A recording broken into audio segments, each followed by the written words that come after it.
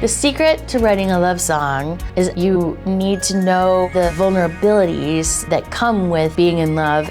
I think every song we've written is a love song.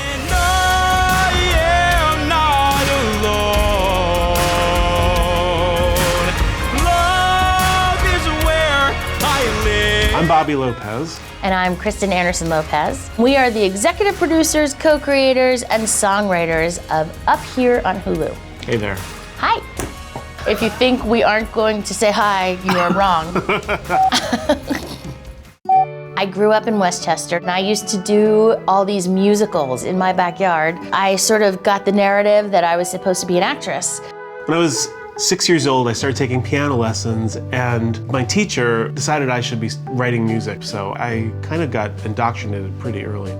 After college, I realized I actually wanted to be a songwriter. I went to the BMI writing workshop where I not only learned how to be a songwriter, but I met my amazing love of my life and husband, who's now my collaborator. Chris and I were both in this class. I had this. He was so cute. I had this red yarn wig. Obviously attracting. I slipped her my demo tape, which had my number, and the rest is history. It was a demo CD. I grew up loving theater. I didn't see a whole lot of female songwriters. So I actually like to talk to young people and say, there's so many jobs creating and writing and directing. There are lots of us out here. Since both of us really just love story, it's always been a goal of ours to see if we could take it to this genre that we love, the streaming sitcom. And the pandemic came, and we got a call from Tommy Kail. We said, we have this project that's been sitting around, and I think it might be the one.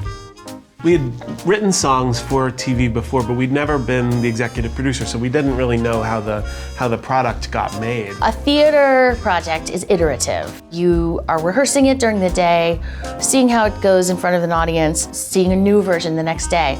You don't really get that luxury. What you do is you record all the songs, then you film all the scenes, including the songs.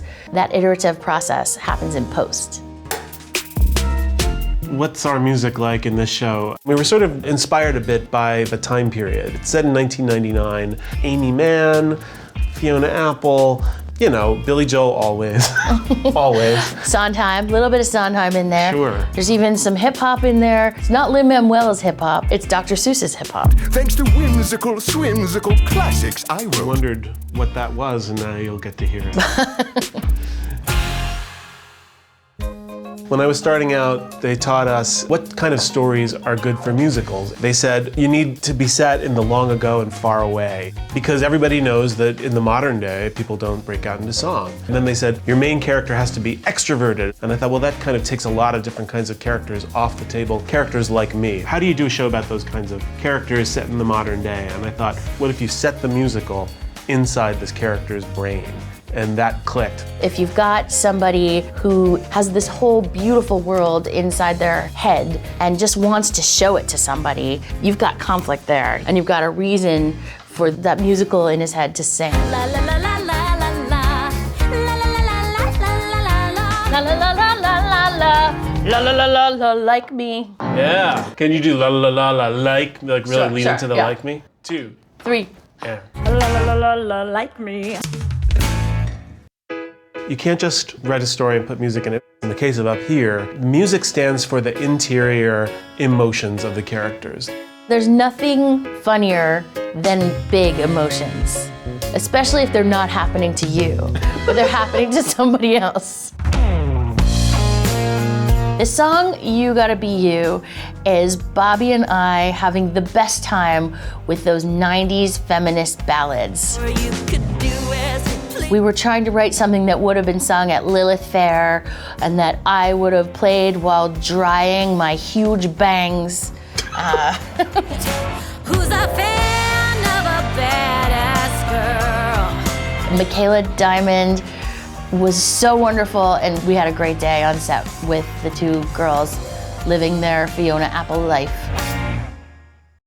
The fun thing about this finale is that it is our main theme song. Hopefully the audience goes, oh my God, it's a real song. You've heard this song and you think it's just the theme song, and then it keeps going. So it's almost like when you hear that song from Friends, I'll Be There For You, and then you hear the longer version of it. There's more to the story. This tradition of Broadway, a finale, mixed with this tradition of television, a theme song, all rolled into one moment. I can never know you.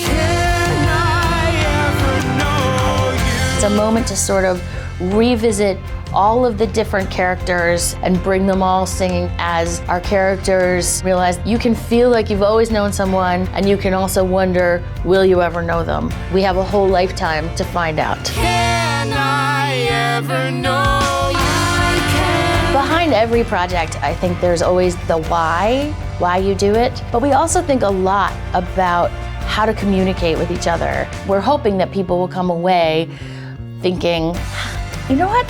I need to reach out to my husband a little bit more. Or I can feel safe to say, I'm hearing a voice in my head right now. If people come away with that, then we will have done our jobs with Up Here.